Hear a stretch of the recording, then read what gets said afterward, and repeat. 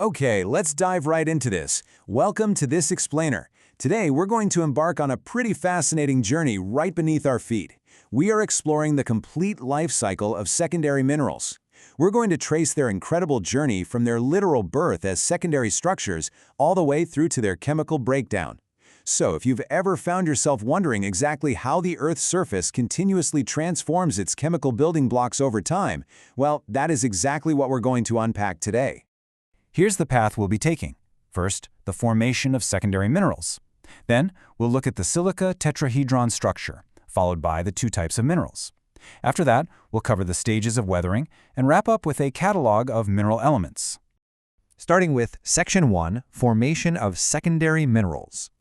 Now, what's really interesting about this concept is that these minerals don't just magically appear out of nowhere, right? There's a very distinct alteration process going on. Secondary minerals are formed right at the Earth's surface through the weathering of pre-existing primary minerals, and this happens under totally variable conditions of temperature and pressure. The absolutely crucial takeaway here is that weathering processes are strictly required. Those original primary minerals literally have to be actively altered or decomposed to give birth to these new secondary forms. Section 2, the silica tetrahedron structure. To truly understand how these secondary minerals function, we've got to zoom way in to look at their basic structural units. Think of it like looking at their DNA. We have 4 oxygen atoms, each with a radius of 1.32 angstroms, and they are arranged around one single central silicon cation, which has a much smaller radius of just 0.42 angstroms.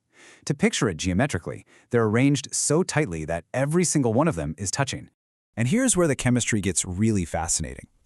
To simply be neutral, that central silicon would only actually need to combine with 2 oxygen atoms.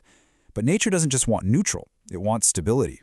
So, to attain a geometrically stable structure, the silicon ion has to combine with 4 oxygen ions instead. The result of that? You get a silica tetrahedron, written as SiO4, which carries a net negative charge of -4. So how exactly does nature reconcile these competing geometry and valence constraints? It pulls it off brilliantly in 2 very orderly steps. Step 1, the tetrahedra are linked together to share oxygen ions between neighboring silicon. This starts to reduce that negative charge deficit. Then, step 2, the positive charges of other metal cations step in and completely balance out the rest of that negative charge. Both of these steps happen according to a totally fixed plan, ultimately producing a beautifully orderly, neutral mineral. All right, moving on to Section 3, 2 types of minerals. Now that we've investigated those microscopic basic units, let's zoom back out. Once they are fully formed, these secondary minerals basically fall into 2 main camps: silicate minerals and non-silicate minerals. The difference boils down to their fundamental composition. Silicate minerals, as the name implies, contain silica along with other elements. Non-silicate minerals, on the flip side, are your oxides, hydroxides, or hydrous oxides. And these guys are formed by the direct combination of crust elements with oxygen. You might be wondering, why is direct combination with oxygen so incredibly common? Well, just look at this massive number, 46.7%.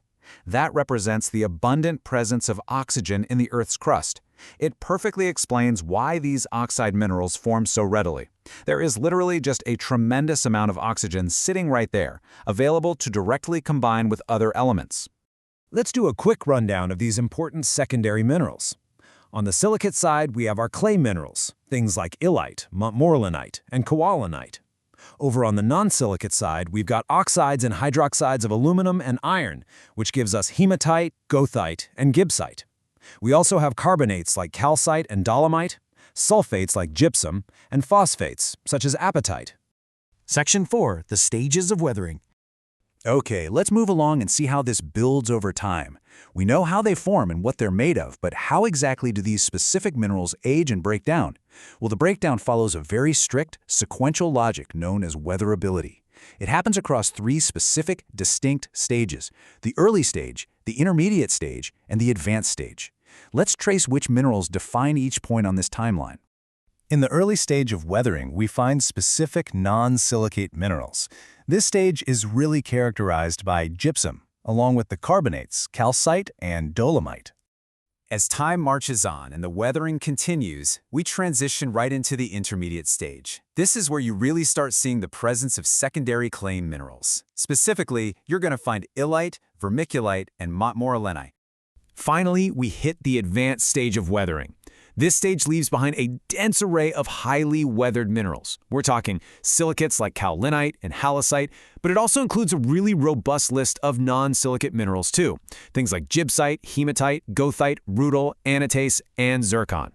And our final stop, Section 5, Catalog of Mineral Elements. Let's look a little closer at the actual chemical formulae of these rock-forming minerals. It's quite a complex list. For phosphorus-containing minerals, we have fluoroapatite, variscite, vivianite, and strengonite. For boron, we see the formula for tourmaline. And for iron-containing minerals, the Earth gives us limonite, ilmenite, siderite, pyrite, hematite, and magnetite. As you can see, every single element maps out to a strict, completely orderly chemical structure. To cap off our elemental catalog, let's briefly highlight the remaining categories. Zinc gives us fowlerite and smithsonite. Over in the magnesium column, we have epsom, magnesite, and dolomite. For copper, we've got chalcocite, cavellite, and chalcopyrite. Manganese brings us pyrolusite, manganite, and rhodochrosite. And finally, our molybdenum-containing minerals give us molybdenite, wolfenite, and pyloite. So we've tracked the whole incredible journey today, from primary minerals decomposing under totally variable conditions to precise silica tetrahedra locking together to balance those negative charges, all the way through the early, intermediate, and advanced stages of weathering ability. So as we wrap up this explainer, I want to leave you with one final thought. Based on the strict science of these structural units and the exact chemical formula we just cataloged, where in the weathering sequence do you think the Earth beneath your own feet currently stands?